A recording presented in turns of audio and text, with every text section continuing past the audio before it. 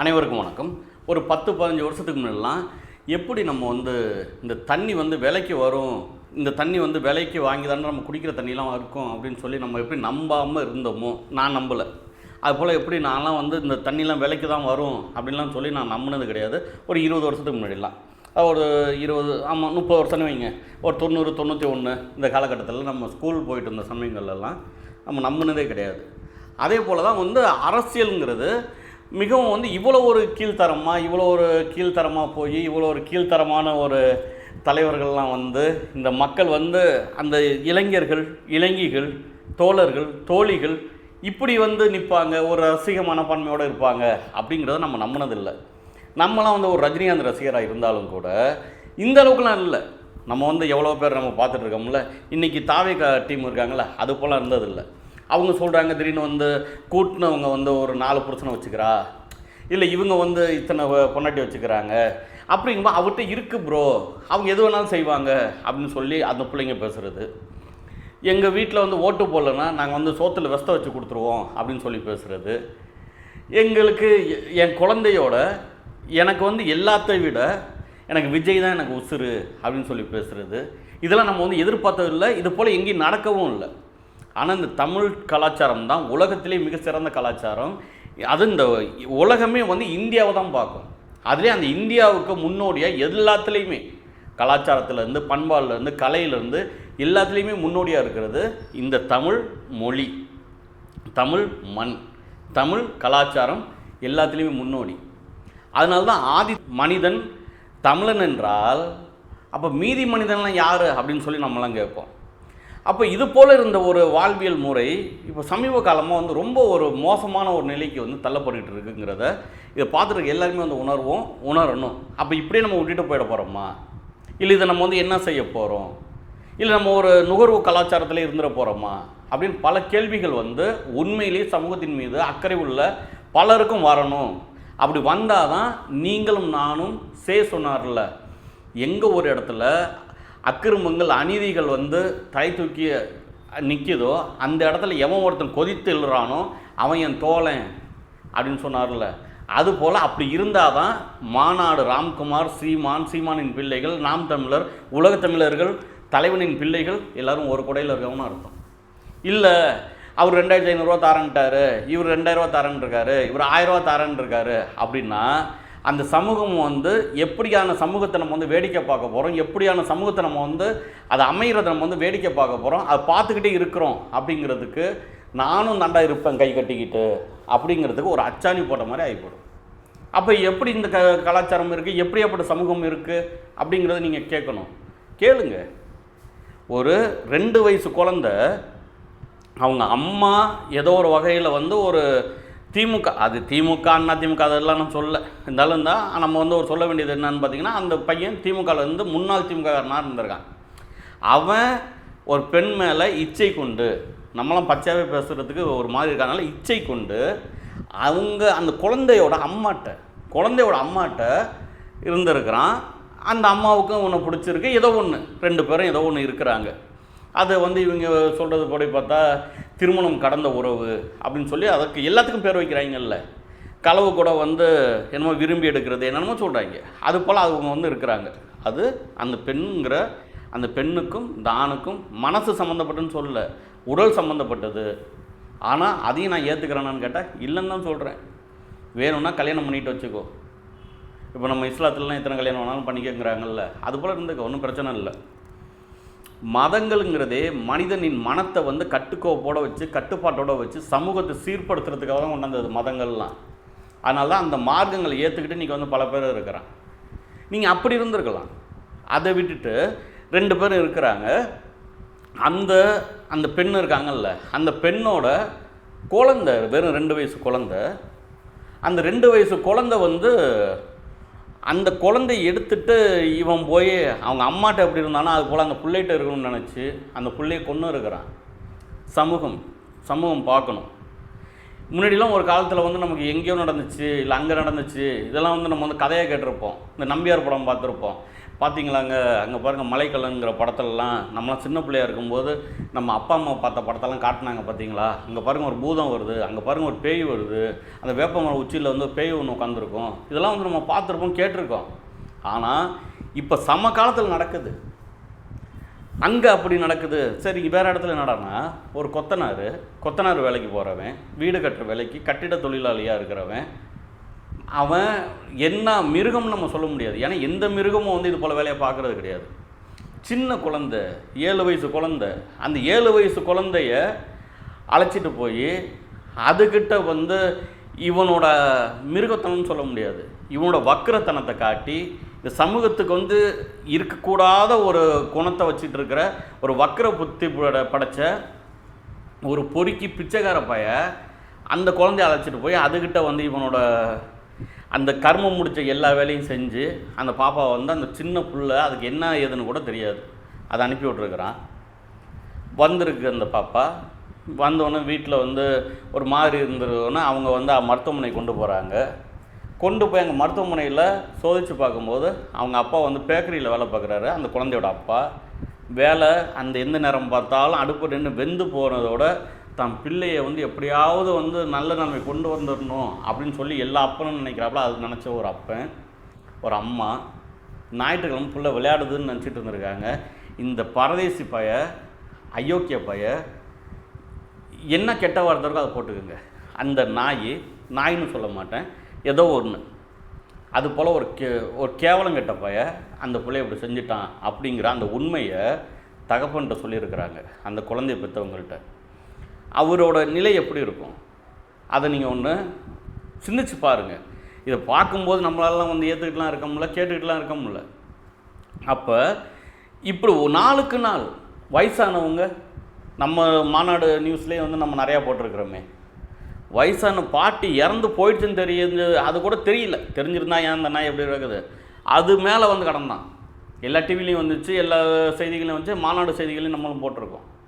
அது போல் கடந்தான். அந்த பாட்டியை கொண்டு அந்த பாட்டி மேலே கடந்தான். அவங்க அம்மா வயசு, அந்த அம்மா வயசில் கடந்தான் அந்த நாய். அதுவும் செய்தியாக வந்திருக்கு. இது சமூகம். இன்னொருத்தன் சென்னையில் ரயில்வே ஸ்டேஷனில் ஒரு பிச்சைக்கார பாட்டி, அந்த பாட்டியை வந்து தடவை வந்து அதுக்கிட்ட தப்பாக நடந்து அதால் என்ன முடியும், என்ன போராட முடியும்? பேச சொல்ல மொழியும் இல்லை, அதுக்கு உண்டான அந்த வழியை வந்து வெளிப்படுத்துறதுக்கு முடியல. அந்த பாட்டியோட 2வது முறை வந்து அவன் தவறாக நடக்கணும் அப்படின்னு இருந்த சமயத்தில் அந்த பாட்டி இறந்துடுது. அது கூட அவனுக்கு தெரியல. அந்த அளவுக்கு வந்து அவனை கண்ணை மறைச்சது எதுவாக இருக்கும்? போதை அவனுக்கு கண்ணை மறைச்சிருக்கு. இது போல் பல நேரங்கள் நம்ம பார்க்குறோம்ல. இந்த சமூகத்திலேருந்து நம்ம வளர்ந்த சமூகம், நம்ம விளையாடிய சமூகம். நம்மலாம் சின்ன பிள்ளையா இருக்கும்போது வெளியில் போய் விளையாண்டோம், 4 தெருவில் போய் விளையாண்டோம், நண்பர்களோடு சேர்ந்து வெளியில் போனோம். இன்றைக்கி எந்த பிள்ளையும் எந்த தகப்பனும் வெளியில் அனுப்ப பயப்படுறான், எந்த அம்மாவும் வெளியில் அனுப்ப பயப்படுறாங்க. என்ன பிரச்சனை? ஒரு காலத்தில் சமூக கதைகளை வந்து நம்ம வந்து சொல்லுவோம்.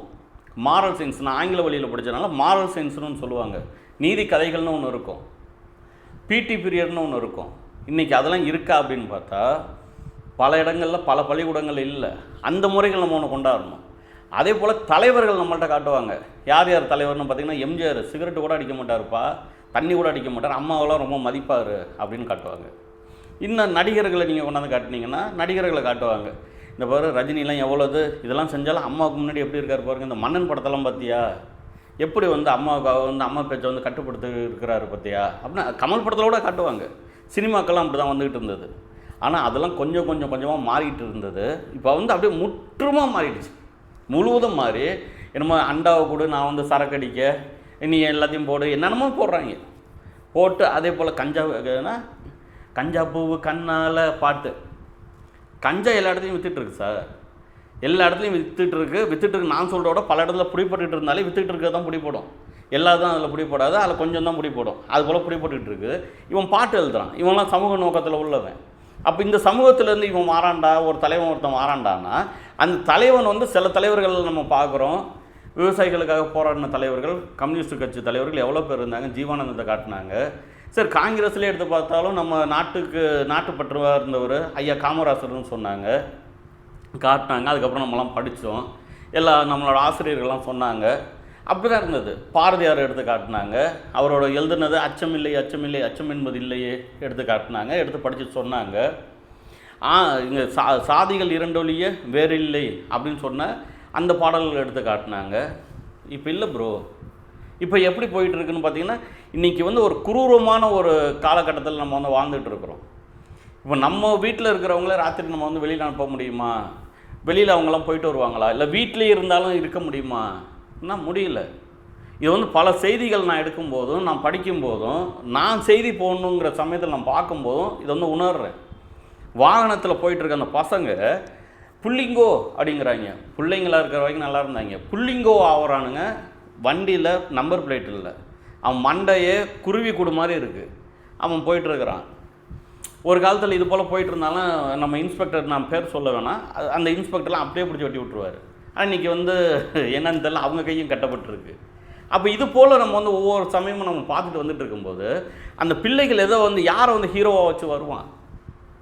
எந்த தவறு நடந்தாலும் தட்டி கேட்கணும்டா அப்படின்னு சொல்லி இப்போ நம்மளை மாதிரி ஆட்களாக நிற்கிறோம். அப்படின்னா நம்ம பார்த்து வளர்ந்தது அது. தலைவர் ஒருத்தர் இருப்பார், தலைவரை பார்த்து நம்மளாம் வளர்ந்தோம். சொல்லுவாங்க இப்படி தான்ப்பா இருக்கணும், இப்படி தான்ப்பா இருக்கணும் அப்படின்னு. அவங்க வாழுவாங்க. அவங்க அண்ணன் தம்பிக்கிட்ட எப்படி இருக்காங்களோ, நம்ம சித்தப்பா சித்திக்கிட்ட அவங்க எப்படி இருக்காங்களோ அதை பார்த்து தான் நம்மளும் வளர்ந்தோம். அதனால் நம்மளும் அப்படி இருக்கிறோம். ஆனால் இன்றைக்கி இருக்கிற இந்த பிள்ளைகள் 5000 காசு வந்து ஐயா ஸ்டாலின் அவர்கள் போட்ட காசை வந்து தரலன்னு சொல்லி அவங்க அம்மாவை அடிச்சுட்டு நான் வந்து விஜய் பார்த்துங்கிற பெருமையாக பேசுகிறான் சார். அவர் விஜய் கட்டின மனைவி 25 ஆண்டுகளுக்கு மேலே வந்து அவங்களோட குடும்பம் நடத்தின அந்த மனைவியை வேறு மாதிரி பேசுகிறான். இந்த ஐட்டம் சாங்னு சொல்லுவாங்களா, அது போல் பேசுகிறான் சார். அவன் ஒரு நடிகையை இவன் வந்து பெருமையாக பேசுகிறான் சார். அப்போ இவனோட இது அவனுக்கு எந்த விதத்தில் அவன் நடந்துகிட்ருக்கான். அந்த கொரோனாவுக்கு அப்புறம் இருக்க இந்த பிள்ளைகள் எல்லாத்தையும் நம்ம பார்க்குறோம். நான் முழுவதும் எடுத்து பார்க்குறேங்க. நிறையா மாற்றம். அப்போ இந்த இதெல்லாம் மாற்றி வரணும் அப்படின்னு பார்த்தா தலைவர்கள் சரியாக இருக்கணும். இப்போ நான் ஒருத்தன் சரியாக ஒரு வீடியோ போடுறேன்னா என் வீடியோ பார்க்குற 1000 பேர் பார்த்தாங்கன்னா அந்த 1000 பேரில் 10:1 தான் வேர்ல்டு ரேஷியோ. அந்த 10 பேருக்கு ஒரு பேர் வந்து அதுலேருந்து ஒரு மாற்றம் ஏற்படும், அவங்களுக்கு நமக்கும் ஒரு கனெக்ட் ஏற்படும். அதனால தான் சப்ஸ்கிரைபர் நிறைய பேர் இருக்கணும்லாம் பேசுவாங்க. அப்போ ஒரு கருத்தியல் வேணுங்கிறவன் ஒரு இடத்துல வருவான், இல்லை எனக்கு காமெடி மட்டும் வேணுங்கிறவன் ஒரு இடத்துல போவான், இல்லை நான் கல்ச்சரையாக தான் இருப்பேங்கிறவன் இது எல்லாத்தையும் விட்டு வேறு இடத்துல போவான். அப்போ இதெல்லாம் பார்த்து அவன் வளர்கிற அந்த பிள்ளை அவனுக்கு தலைவனாக இருக்கவன் எப்படி இருக்கணும் அப்படின்னா, இப்போ அண்ணன் சீமான் மாதிரி இருக்கணும். ஒரு பெரிய மாநாடு திருச்சியில் போடுறவங்க, அந்த திருச்சியில் போகிற மாநாட்டில் பல லட்சம் மக்கள், 10 லட்சம் கிட்ட வந்துருச்சு. நம்ம வந்து கணக்கில் வேணால் வந்தால் ஒரு 5 லட்சம் சொல்லாமல் தர 10 லட்சம் மக்கள், எல்லா மக்களும் அங்கே வராங்க. வந்த இடத்துல ஒரு உண்மையிலே அண்ணன் சொல்லுவார்ல, நூலகம் போல் வந்து என்னோடய ஆட்சி இருக்கும், நூலகத்துக்குள்ளே போனால் எவ்வளோ ஒரு அமைதி இருக்குமோ அது போல் இருக்கும்னு. அங்கே நான் பார்த்தேன், திருவிழாவுக்கு போன மாதிரி எல்லாருமே என்கிட்ட வந்து எவ்வளோ பேர் பேசுனவங்க இருக்கிறாங்க, எவ்வளோ பேர் நாங்கள் எல்லாரையுமே சந்தித்தோம். இது வந்து நாங்கள் வந்து ஒரு சிங்கப்பூர் போகணும், ஒரு மலேசியா போகணும், ஒரு குவைத்து போகணும், இல்லை நான் ஒரு அமெரிக்கா போகணும், ஒரு லண்டன் போகணும், அங்கே போய் தான் எங்கள் உறவுகளை பார்க்கணுங்கிறதோட அங்கேருந்து வந்த உறவுகள் அனைவரும் வந்து நம்மளோட பேசுனாங்கல்ல, நம்மளோட என்னோட மட்டும் இல்லாமல் எல்லாரோடையும் இந்த ஒரு குடும்ப பிணைப்பு இருக்குல்ல, இது வச்சுருக்கவங்க தலைவனா இல்லை.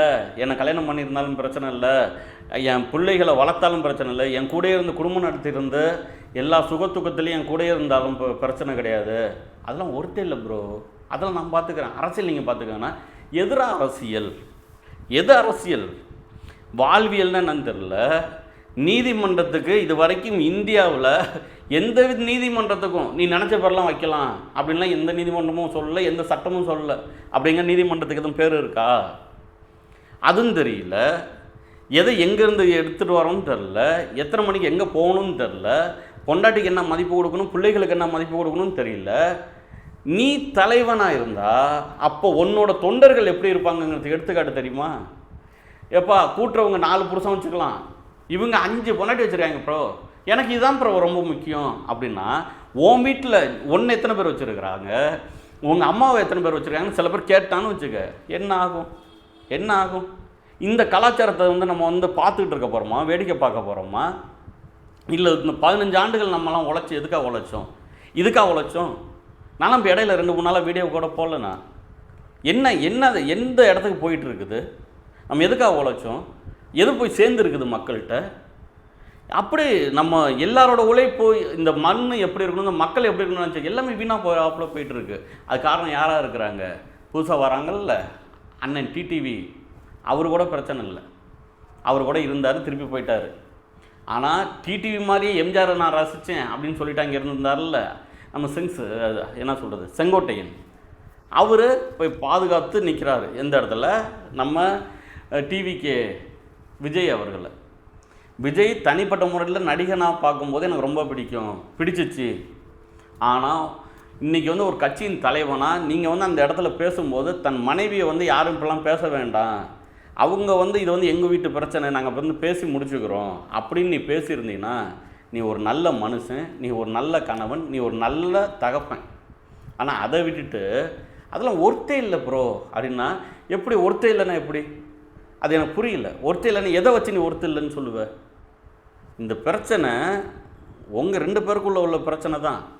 ஆனால் அது எது வரைக்கும்? அந்த அம்மா கேட்டதை நீ கொடுத்துட்டு ஒன்ட்ட பெரிய கோடியாக பணம் இருக்குதில்ல, நீ வந்து எடுத்து கூட கொடுத்துட்டு போயிருந்துக்கலாமே. என்ன கேட்குறாங்க? 2 பிள்ளைக்கு காசு கேட்க போகிறாங்க. இல்லை நீதிமன்றம் அந்தளவுக்கு என்ன நீங்கள் அவங்க சொல்கிறதெல்லாம் கேட்டுருமா? நீதிமன்றம் நீதி வந்து தராது அவங்களுக்கு. இது இவ்வளோ பெரிய ஒரு பிரச்சனையாக்கி ஒரு அரக்கன் மாதிரி, அரக்கன்னு கூட சொல்லக்கூடாது நம்மலாம், அது மாதிரி ஒரு குணத்தை வச்சுக்கிட்டு ஒரு இதை வச்சுக்கிட்டு நிற்கிற நீங்கள் இது போல் தலைவர்களை பார்த்து அவங்க பின்னாடி போகிற அந்த பிள்ளைகளோட வாழ்க்கை எப்படி இருக்கும் அப்படிங்கிறதுக்காக தான் இந்த வீடியோ போட்டேன். இந்த சமூகம் சீர்திருத்தி வரணும் அப்படின்னா நான் ஏற்கனவே சொன்ன பாருங்கள், ஆரம்ப வீடியோ என்னதாவது நீங்கள் வந்து எடுத்து பார்க்கலாம். இந்த விஜய் அரசியல் என்ட்ருன்ன சமயத்தில் உள்ள வீடியோ எடுத்து பார்த்தீங்கன்னா சொல்லுவேன், விஜயின் வருகை திமுக ரொம்ப சிறந்த கட்சிப்பா, அண்ணா திமுக மிக சிறந்த கட்சிப்பா, பாரதிய ஜனதா எப்பா பக்காவான கட்சிப்பா, காங்கிரஸ் சூப்பர்ப்பா அப்படின்ற நிலைமைக்கு வந்து விஜயின் வருகை வந்துடும். ஏன்னா அந்தளவுக்கு கேவலமான அரசியல் வந்து இந்த மண்ணில் வந்து விதைக்கப்படும், அதனால் பல நன்மைகள் வந்து புதைக்கப்படும் அப்படின்னு சொல்லி நான் பேசினேன். ஆனால் அன்றைக்கி வந்து பல பேர் வாழ்த்துனீங்க, பல பேர் வந்து ஏற்றுக்கிட்டீங்கன்னாங்க கூட தெரில. ஆனால் பாருங்கள், இன்னும் நாள் போக போக போக கொடி காத்த குமரன்லாம் இருக்காது, இவங்க தான் சுற்றிக்கிட்டு இருப்பாங்க, என்ன எதுன்னு தெரியாது. நம்ம பிள்ளைகளை நம்மளே கண்ணால் பார்த்துட்டு நம்ம வந்து சும்மா இருக்க போகிறோமா? அப்படியான ஒரு கேள்வி ஒன்று இருக்கா இல்லையா?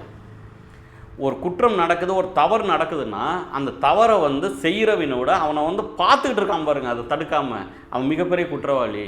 நான் குற்றவாளியாக இருக்க விரும்பலை, என் பிள்ளைகளும் குற்றவாளியாக இருக்க மாட்டீங்க, அண்ணன் சீமானின் தம்பிகள் குற்றவாளியாக இருக்க மாட்டீங்க அப்படிங்கிற நம்புகிறேன். இந்த வாட்டி வர தேர்தல் இருக்குல்ல, இந்த தேர்தலில் இங்கே விவசாய சின்னத்துக்கு வாக்கு செலுத்தி நாம் தமிழர் கட்சியை மிகப்பெரிய ஒரு வெற்றிக்கான ஒரு இடத்துக்கு நீங்கள் வந்து கொண்டு போகணும். அண்ணன் சீமானை வந்து முதலமைச்சர் ஆக்கணும். அதுக்கப்புறம் அந்த ஆட்சி எப்படி இருக்குங்கிறத வந்து இந்த மக்களுக்கு எல்லாருக்கும் நம்ம வந்து காட்டணும் அப்படிங்கிற உறுதி எடுத்துக்கிட்டு தேர்தல் தேதி அறிவிக்க போகிறாங்க. நீங்கள் நான் எல்லாம் சேர்ந்து நம்ம கட்சிக்காக வெற்றிக்காக நம்ம வந்து உழைப்போம். நன்றி, வணக்கம்.